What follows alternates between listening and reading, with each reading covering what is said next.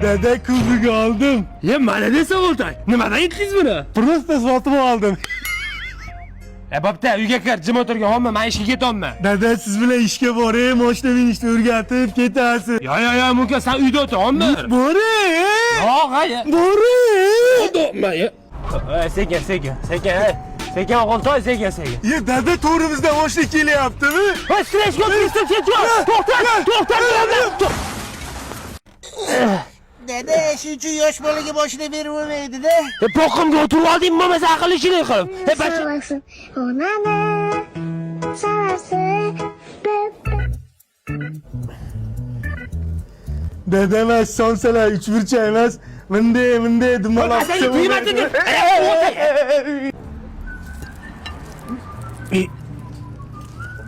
Somsada merjigar nima qilyapti?